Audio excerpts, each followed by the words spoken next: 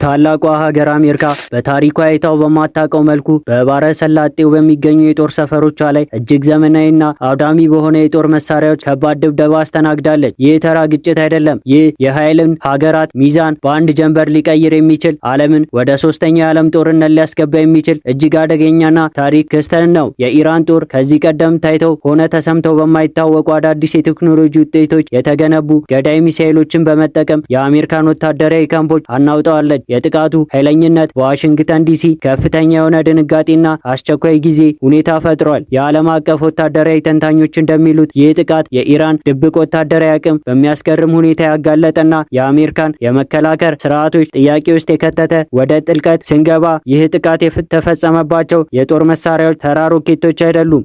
ኢራን ላለፉት በርካታ 10 ዓመታት በከፍተኛ ሚስጥር ስታበለጽጋቸው የነበሩት የጠላትን ራዳር በቀላሉ ማታለል ለሚችሉ እና ከድምጽ ፍጥነት በላይ በሆነ ፍጥነት የሚጓዙ ሚሳኤሎች መሆናቸው ታውቋል። እነዚህ መሳሪያዎች የአሜሪካን ዘመናዊ የሆኑትን እንደ ፓትሪዮትና ታድ የመሳሰሉትን የአየር መከላከል ስርዓቶች ጥሰው መግባት የሚችሉ መሆናቸው አሜሪካን ብቻ ሳይሆን አጋሮቿን በከፍተኛ ስጋት ውስጥ ጥለዋል። ሚሳኤሎቹ ኢላማቸውን በከፍተኛነትና በትክክለኛነት የመምታት አቅም ያላቸው በመሆኑ በጦር ሰፈሮቿ ላይ ያደረሱት ውድመት እጅግ የከፋ እንደሆነ መረጃዎች ያመለክታሉ።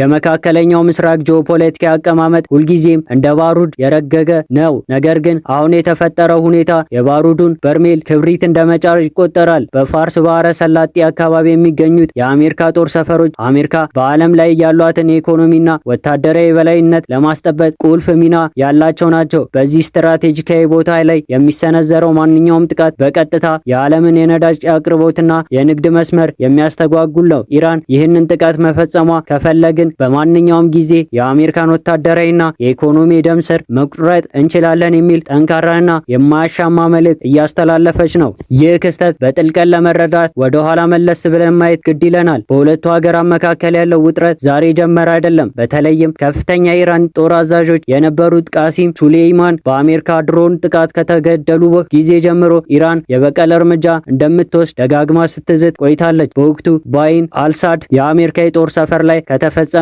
የሚሳኤል ጥቃት በኋላ አሁን የታየው ይህ የአዲስ ትውልድ የጦር መሳሪያዎች ጥቃት የኢራን ወታደራዊ አቅም ምን ያህል በፍጥነት እያደገ እንደመጣ የሚያሳይ ግልጽ ማሳያ ነው። ያኔ የተጠቀሙባቸውን የሚሳኤል በአንጻራዊነት ሊገመቱ የሚችሉ ከነበሩ አሁን የተተኮሱ ግን ወታደራዊ ሳይንስ ሊቃውንት ሳይቀሩ ያስገረመ ናቸው። ዓለም አቀፍ የደህንነት መረጃ እንደሚያመለክተው በአካባቢው የሚገኙ የአሜሪካ የጦር መርከቦች፣ የባህር ኃይሎች ሰርጓጅ መርከቦችና የአየር ኃይል ማረፊያዎች በሙሉ ወደ ከፍተኛ የጥንቃቄ ደረጃ ተሸጋግረዋል። ፔንታጎን ይህንን የማያባራ ጥቃት እንዴት መመከት እንዳለበትና ምን አይነት የአጸፋ እርምጃ መውሰድ እንዳለበት በዝግ በሮች ውስጥ ከባድ ውይይት እያደረገ ይገኛል። የችግሩ አሳሳቢነት ያለው እዚህ ላይ ነው። አሜሪካ ዝም ብላ የምትመለከት ከሆነ በዓለም አቀፍ ደረጃ ያላት ልዕለ ኃያልነት ጥያቄ ውስጥ ይገባል። ወታደሮቿና አጋሮቿ እምነት ያጣሉ።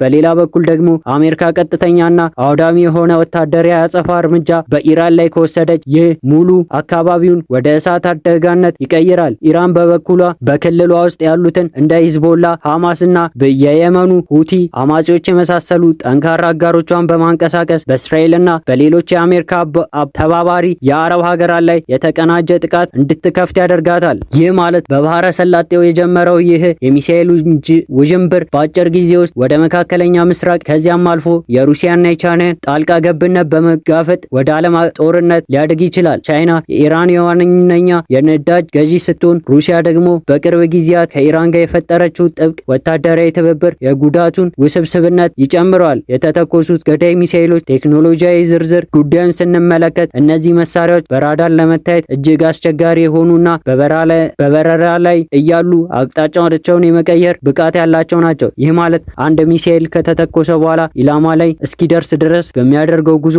መካከለኛውን ለማምለጥም የራሱን ውሳኔ ማድረግ ይችላል ማለት ነው። ኢራን ይህንን ቴክኖሎጂ እንዴት ልታገኝ ቻለች የሚለው ጥያቄ የብዙዎች አእምሮ እያጠየቀ ይገኛል። አንዳንዶች ከሩሲያ ወይም ከሰሜን ኮሪያ የተገኘ የቴክኖሎጂ ሽግግር ሊሆን እንደሚችል ሲገምቱ፣ ሌሎች ደግሞ የኢራን የራሷ የውስጥ ምሁራን ያደረጉት መሆኑን ያምናሉ። ያም ሆነ ይህ ውጤቱ አሜሪካ በመካከለኛው ምስራቅ ከባድ የደህንነት አደጋ ላይ ጥሏታል።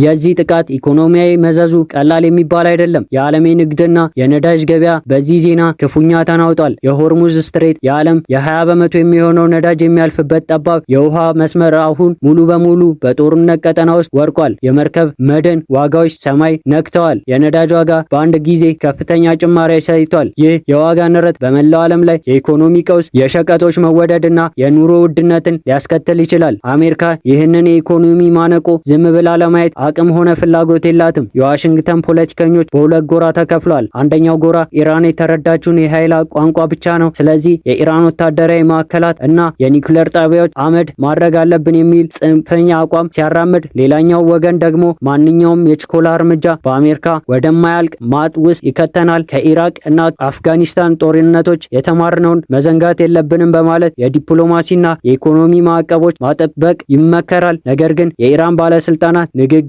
እጅግ ጠንካራና ወደኋላ የማይሉ መሆናቸውን የሚያሳይ ነው። በአዲሱ ትውልድ ሚሳኤሎቿን ያላቸውን መተማመን ከፍተኛ ነው። ጥቃቱ አሜሪካን ከዚህ በኋላ በመካከለኛው ምስራቅ እንደፈለገች መፈንጨት እንደማትችልና የኃይል ሚዛኗ መለወጡን የሚያስተምር የማስጠንቀቂያ ደውል ነው። ይህ ድርጊት አሜሪካን ብቻ ሳይሆን በአካባቢው ያሉትን የእስራኤልና የሳውዲ አረቢያ ልብ በፍርሃት እንዲመታ አድርጎታል። ኢራን እነዚህን ዘመናዊ ሚሳኤሎች በአሜሪካ የጦር ሰፈሮች ላይ በድፍረት ከተጠቀመች በዋና ጠላቶቿ ላይ ምን ልታደርግ ትችላለች የሚለው ስጋት መላው የቀጠና አዳርሶታል። እስራኤል የራሷን የአየር መከላከያ ስርዓቶች በመጠበቅ ላይ አድርጋለች። አሁን የዓለም አይን እና ጆሮ ወደ ዋሽንግተን ዲሲና ቴህራን አቅጣጫ አተኩሯል። ፔንታጎን የሚያመጣው መግለጫ፣ የአሜሪካ የጦር አዛዦች የሚያሰጡት ትዕዛዝና የኢራን ቀጥተኛ እርምጃዎች የነገዋን ዓለም መልክ ይወስናሉ። ይህ አዲስ ትውልድ የጦር መሳሪያዎቿን ያስከተሉትን ትርምስ፣ የዘመናዊ ጦርነት ባህሪ እንዴት እንደተቀየረ አሳይቶናል። ትላልቅ የጦር መርከቦችና በሺዎች የሚቆጠሩ ወታደሮች ሳይሆኑ እጅግ የረቀቁ ፈጣንና አጥፊ ቴክኖሎጂ የጦርነቱን አሸናፊነትና ተሸናፊነት የሚያመለክቱ ዘመን ላይ ደርሰናል። ቀጣዮቹ ጥቂት ቀናትና ሰዓታት የሰው ልጅ ታሪክ ውስጥ እጅግ ወሳኝና አስጨናቂ ጊዜያት ይሆናሉ። በመካከለኛው ምስራቅ በፈንጂ ላይ ተቀምጧል። እሳቱ ተጭሯል። ጥያቄ ያለው ይፈነዳሉ ወይስ ሳይሆን ምን ያህል አካባቢ ደርሶ ያጠፋል የሚለው ነው።